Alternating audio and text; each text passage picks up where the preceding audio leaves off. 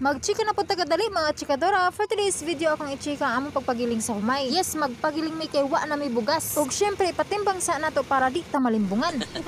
Hoy bitaw, aron mabalaan kung pilay ato bayranan ka magdepende man sa kilo ang ilang presyo. Ambot lang bitaw kay wa man ko nang utana pero murag maulag ito. Ug syempre maghulat pud ta kadali kay naapod pila diri. Hoy kanindot ba diri kay makapanamin pud ta kadali. Ug naapod ilang speaker na ambot ug magamit nga perting sa baa man diri. O diba, may nalang og naa kay mabatian bisag chismis sa imong silingan. Og sa laktod gyudod na among humay diha sa baba sa imbudo aron kaunon didto pasingod sa ilalom. Og syempre bugas na dayon na iniglugwa diri, ilisod pud og liliw pa nato didto sa ilalom.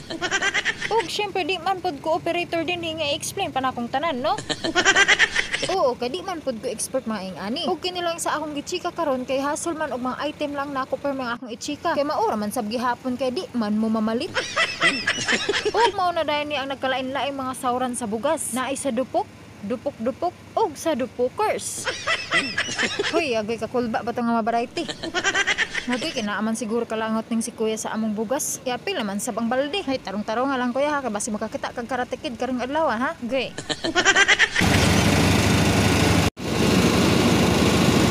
Ug mauna na ang tulo ka sauran ang giingon nako ug naa pa didto sa unahan. Murag mao man to na sauran ang para sa upa. Wala na nako giduol kay basig papulihon ta sa operator.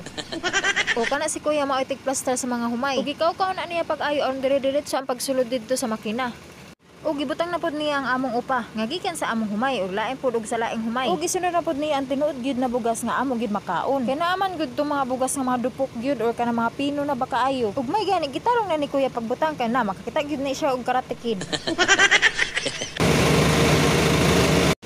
Ug kani diya tanang naa sa sako puros na mga upa. Ambot nga nung nagdapunok man na diri wa na siguro manginahanglan tong mga tag-iya. Unya ang amo dalon man namo kay mabaligya pa man na. Yes, of course, hamay na lang mahalin nag 40 pesos na antay pampalit og sudan. Kay naa may mamalit og upa kay ibaw ra pod nila sa ilang baboy. Ug syempre mangita pamig mo palit sa among upa. Syempre didto ra pod sa among silingan nga naa mga buhi nga baboy. Ug mao ra to akong chika karon, follow and react naman po, babush.